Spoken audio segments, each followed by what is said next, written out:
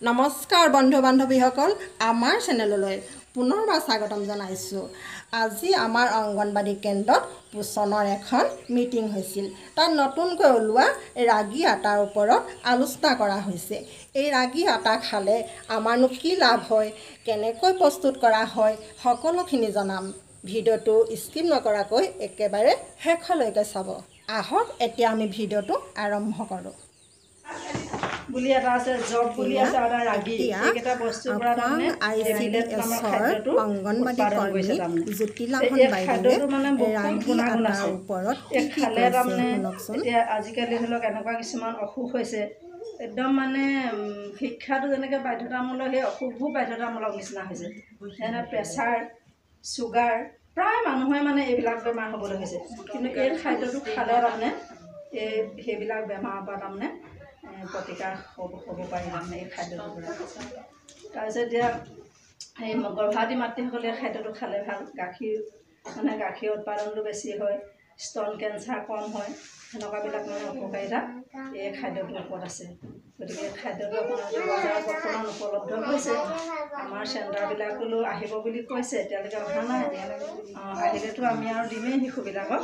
গতিকে আপোনালোকে পৰাপক্ষত মানে বজাৰৰ পৰা হ'লেও কিনি মেলি গৰ্ভৱতী মাতৃসকলে খাব লাগে। এতিয়া কেনেকৈ প্ৰস্তুত কৰে কি কথা আমি এতিয়া অলপতে দেখামেই। আমিও সিমানখিনি তাৰমানে জনা নাই, এতিয়া আমি লৈছোঁহে প্ৰথমত। আৰু মানে এইবোৰ মিক্স দিব লাগিব। সেই খাদ্যটো মানে হেৰি কৰিব লাগে, খোৱাটোৰ ওপৰত গুৰুত্ব দিব লাগে। এতিয়া প্ৰধানমন্ত্ৰী ভাৰতৰ নৰেন্দ্ৰ মোদীয়ে যে এই 2023 চনটো মিলেট বৰ্ষ হিচাপে তাৰমানে হেৰি দিছে, পৰামৰ্শ দিছে। ৰাগী ফ্ল'ৰ বা ৰাগী আটাৰ এইবিধ আটা বজাৰত নতুনকৈ ওলাইছে। ইয়াত বহুত পুষ্টি আৰু বহুত গুণাগুণ আছে।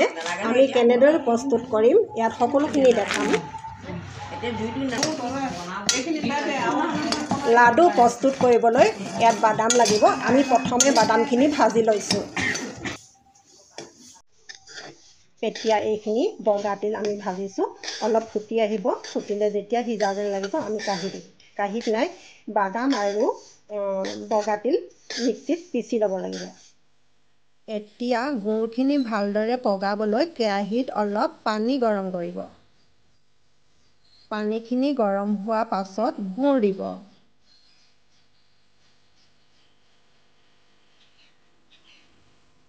গুড় দি ভালদৰে লৰাই থাকিব। এইদৰে লৰাই থাকিব আৰু হাতেৰে আঙুলি দুটাৰে এইদৰে চাব আৰু আঠা আঠা লাগিলে পাক হৈ গৈছে। এতিয়া আমি ৰাগী আটাৰ পৰা লাডু বনাবলৈ এইদৰে গুড় দি সানিছোঁ। প্ৰথমে এইদৰে গুড় দি ভালদৰে সানিব। তাৰপিছত পৰিমাণ অনুযায়ী পিচি লোৱা বাদাম দিব।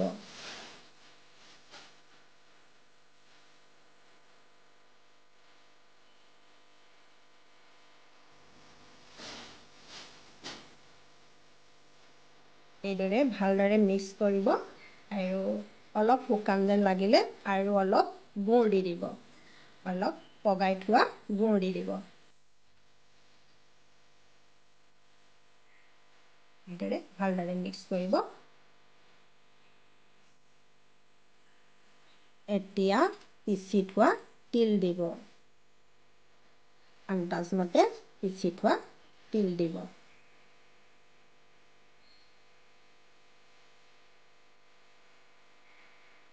ভালদৰে সানিব, এইদৰে লাডু কৰিব।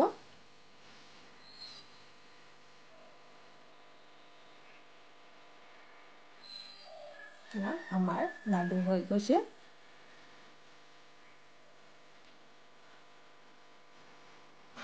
এতিয়া আমি এই ৰাগী আটাৰ পৰা বেলেগ এটি ৰেচিপি বনাম, আপোনালোকে চাই থাকক। প্ৰথমে এইখিনি পানীয়ে গুলি ল'ব। এতিয়া গাখীৰখিনি এইদৰে গৰম কৰিব।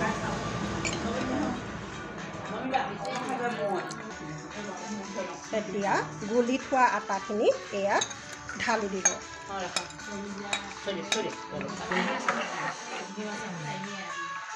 কৈ দিয়ক কথা দেশী ঘিউ এচামুচ দিব। তাৰপৰা পিচি লোৱা বাদাম দিব। এয়া বাদাম পিচি থৈছোঁ, পিচি লোৱা বাদাম দিব। আন্দাজমতে বাদাম দি দিব।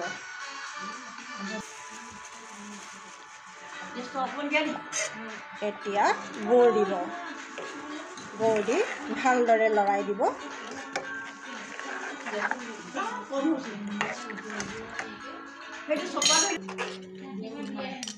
এতিয়া আমাৰ আটা ভজা হৈ গৈছে, খুব সুন্দৰ হৈছে।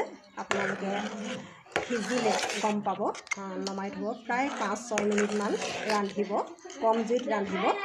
এতিয়া আমাৰ এইখিনি প্ৰায় হৈ গৈছে। এতিয়া আমাৰ সকলো খোৱাৰ বাবে প্ৰস্তুত হৈ গ'ল। এইটো পায়সৰ দৰে বনালোঁ।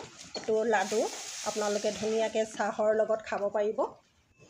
বহু দিনলৈকে ৰাখিব পাৰি লাডুটো। যিটো চুজিৰ দৰে বনাইছোঁ সেইখিনিৰ লগে লগে পৰিৱেশন কৰিব। আৰু লাডুটো অলপ দিন ৰাখিব পাৰি।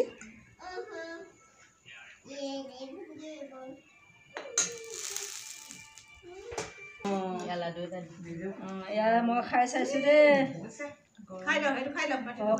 আমি সকলোৱে খাই চাইছোঁ, বহুত টেষ্টি হৈছে। বিৰাট টেষ্টি দেই, বৰ মজা লাগিছে। আপোনালোকে সকলোৱে বনাই খাব। ভিডিঅ'টো শেষলৈকে চোৱাৰ বাবে ধন্যবাদ। ভাল হৈছে।